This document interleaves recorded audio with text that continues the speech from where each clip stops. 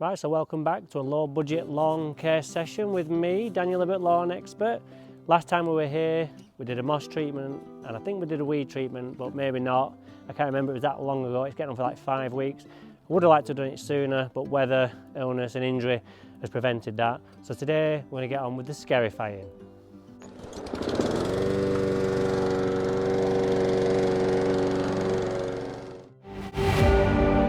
Throughout history, men have always been drawn to grass. Whether it be in the park, a sports ground, or simply in your own garden, there's just something about those quintessential British stripes that makes you want them for yourself, not to mention getting one over on your neighbours. Follow Daniel on his lawn journeys in his step-by-step videos this year, whilst you create your own lawn journey, achieving that dream lawn you have always wanted with simple and easy to follow methods. The lawn you have always dreamed of is only a grass seed away. Now sit back and enjoy the video.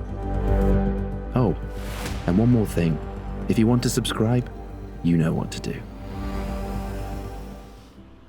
So just having a quick walk over the lawn, we can see the moss has started to go black, or has gone black, and it's actually started to regenerate. So it's a good job we're doing it today because we're on the cusp of having to give it another moss treatment. But it's nice and black. That little bit of nitrogen in the galactic green that we added is just giving us a little bit of a green up and a boost of growth, which will aid recovery. But then once we've scarified and mowed it, we can then give it a feed. And then that is this front lawn taken care of for this spring. So I'll go get my tools out and then we'll get on with the scarifying. I envisage quite a lot of material to come up out of this lawn, but I expect it to be very dry and wispy and fluffy. So you do find sometimes on a windy day it blows away, but we don't mind that because it solves the problem with us getting rid of it, doesn't it? So we'll get our tools out and we'll get cracking. So for those of you who are new to the channel and are wondering what a scarifier is or what's its makeup in the back, that's it.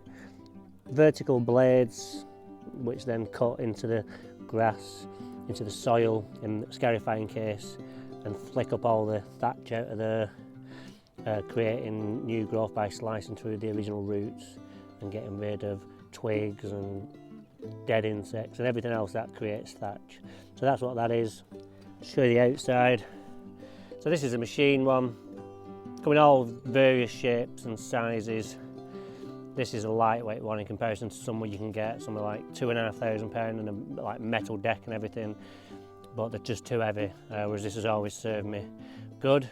You can get manual ones which are just like a rake and on like a pivot, and they push and pull and do a similar job but not as aggressively. So that's the scarifier. I'm going to put it on setting what it's on now. I've just done a job this morning. That's on setting 3. I think that will probably do a job on this. If it doesn't, I'll just knock it down to number 4. But because it's a fescue lawn, this I tuffed this, as I think I said in my last video, 8 years ago nearly, and it's perennial ryegrass, fescue and smooth stalk meadowgrass blend, but because the fescues need scarifying all the time and this lawn doesn't get scarified all the time, it's quite spongy. So I don't know if you can see, but see, can't quite pick it up. It's good when we see how spongy it is. I mean, the soil level's well below that. I mean, let's just have a pick at it. I mean, like, so you can see like the soil level. I'm not even through to the soil, that's all root. The soil level's quite a way down. So that's because it doesn't get scarified a lot, and that's what happens with fescues, you get like a spongy surface. So it's imperative that you, as the homeowner, scarify regularly, but I'm just stuck with what I can do from the customer's budget point of view. And this is why we're doing a low budget lawn care video. So I'll get my scarify started and we'll get going.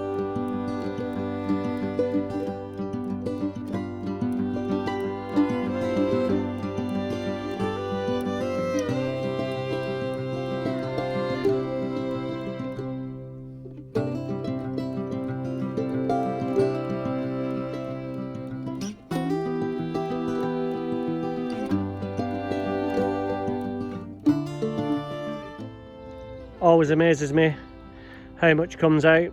So that's all we're doing today, one pass, and looks what's come out. So we'll get this raked up now. Lovely still day actually, it's not that windy after all, it just picked up a little bit, but it's dropped back down now. So we'll get it raked up, put it in bags, and then the owner's going to take it to the recycling centre and I'll get it cut, and then that'll be it for today. We're not feeding it today because there's no rain due, so it's pointless putting it on because there's no auxiliary water in here like up at the other job.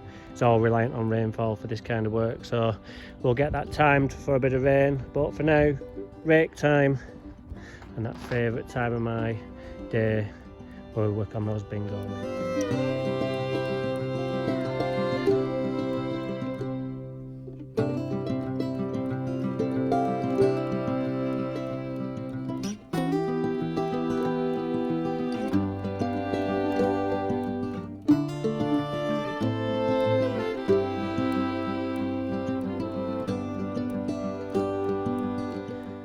So just looking what's in the bag. Load of dead grass, alive grass, moss, leaves, everything. Gives you things about like how spongy that is, and that's what creates that spongy feeling when you walk on it, all this. Now if you were the homeowner, you would keep going over this. You could just go over it several times and you still have a lawn. I mean, we've still got a lawn. You know, you wouldn't think I've been over it really, but I have to draw the line somewhere, and the budget is one pass.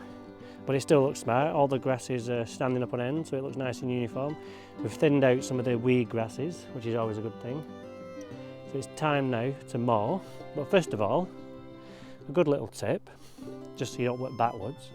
So you say we've got a lot of thatch on the path and on the stones there.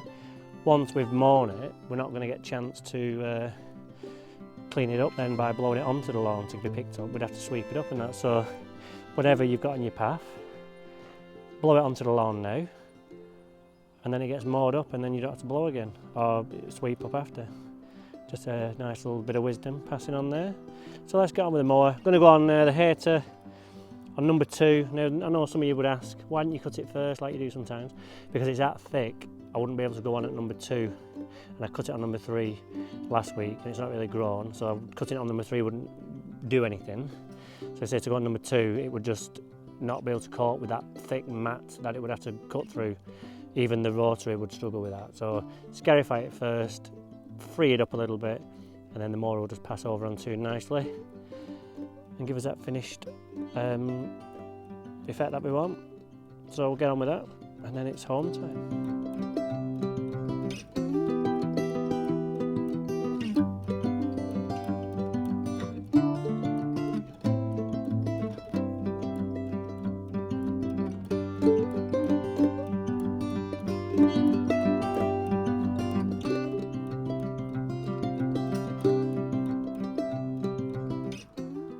Okay, so that's now cut.